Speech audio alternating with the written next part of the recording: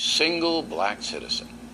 Number two, Black Lives Matter demanding that the government end, quote, the war against black people. 3, Black Lives Matter wants community control of federal and state funding. That means entitlement checks sent directly to the citizens, no oversight at all from the government that provides the money. Finally, Black Lives Matter calling for economic justice through, quote, collective ownership, a communist tenet. Joining us now from Washington, Charles Kratheimer. So, Charles, I was right from the jump on this crew. They're about as radical as you can get, are they not? I think they're rather sad and pathetic.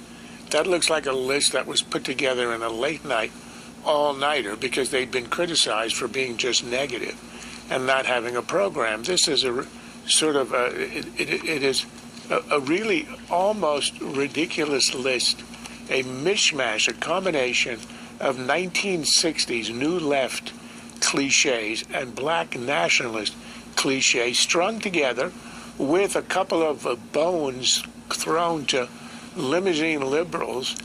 But sometimes somebody will give me a little jazz. Now, over the weekend, I was at an event. A woman walked up to me, kind of smallish woman, and said, quote, "You look better on television." Slowly, I looked down at the lady and said, "Lucky for me, that goes right into my paycheck." The woman was flustered and kind of wandered away. Now, she insulted me, hoping to get a reaction that she could put on her Facebook page or whatever dopey stuff, all right? That's the game. Even if you're not famous, troubled people want to get a rise out of you. So here's the fact, the tip of the day. Either say nothing or smile and say something like, "You know, you're absolutely right." Then walk away, never to interact with the person again. And that is it for us tonight. Please check. National uproar after police shoot a suspect near Baltimore. To be Miss Gaines seated on the floor, a child nearby who immediately began to wield a shotgun around, bringing it up to ready position, pointing it directly at the officers there to serve the arrest warrants. The entire time throughout the afternoon, she repeatedly would point the weapon at our personnel. For hours, we pleaded with her to end this peacefully. We were concerned about the safety of the child. Gaines was even filming off and on as those hours unfolded, her young son's voice still in the background as she zoomed in on the rifle of an officer who was peering in the door at one point. And in another gut-wrenching video taken during the standoff, Gaines asks her young son whether he is aware of the situation in which she has put him. What's happening right now? Who's outside? The police. And what are they trying to do? Sergeant, what are they trying to do? They trying to kill us. They're trying to kill us. Facebook and Instagram to disable her account, but it took more than an hour. And this is the final Instagram post. Watch again. What's happening right now? Who's outside? The police. And what are they trying to do?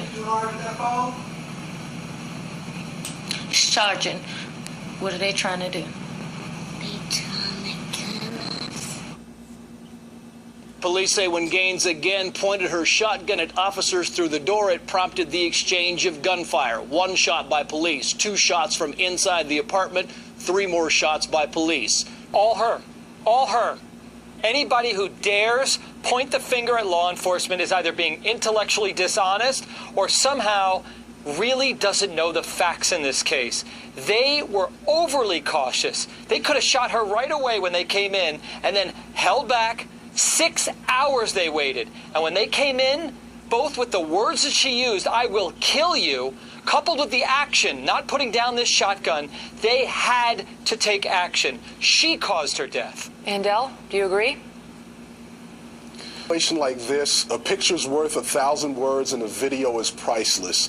Here we have the police account of the events, but we also had police accounts in the Walter Scott case, Laquan McDonald case, Tamir Rice case, where facts that were reported did not match up once we had a video. When we have citizens who feel the need, like in the Philando Castile or the Alton Sterling, to record interactions with police because the body cameras fell off, they aren't working, or whatever the case may be, it shows we have an issue with the trust and transparency and accountability. That's not what she asked. Look at her. This is her with the gun. This is her with the shotgun, Mark Eiglarz. That's on video. That's what we're told. That's not what we see.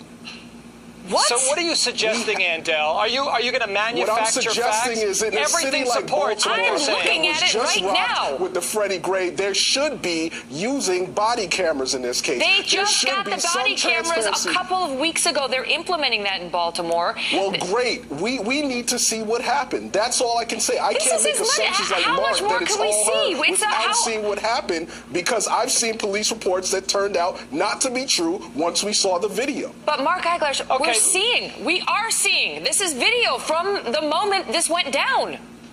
We can play Andel's generic game. Wait, let Mark answer that. Hold on. Andel, we'll go with what you're saying. You could throw out that generic comment all day long. We never know because we weren't there. We haven't seen reports, and sometimes reports are wrong. You're correct. But here's the question. Based upon what they're reporting, are you conceding that this was a justified shooting?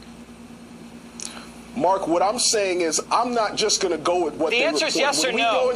When we go into it, take your seatbelt off. You do not get out this car. Do you understand? Yes. You better fight they asses. Fight them. Do you hear me? Yes. And they will have to kill me today. No, nobody wants to They kill will you. have to. Fine. They will have to in front of my children and everything. While y'all burn in hell. All y'all pigs. Yeah, I think it's her 5-year-old. He has to get out and fight the police. That they're going to have to kill her to get her out of the car. The officer asked for her license and registration. She refuses to show it. She demands to see his authority card. He shows it to her. So the question is whether this person was of sound mind, and whether the police, if that is the case, had an obligation to do more to not engage in a shootout with this person. Okay, here's my take on her. I will defend her right to spew her outrageous and offensive speech, even y'all pigs, like she said at the end. She has a constitutional right to say that. But her constitutional rights end when she begins to resist and obstruct officers, as she did in that scenario, but worse, when she shows violence, when she has a gun aimed at law enforcement officers who didn't wake up wanting to kill anybody that day. They just wanted to go home to their families, and she created a scenario that led to her tragic demise.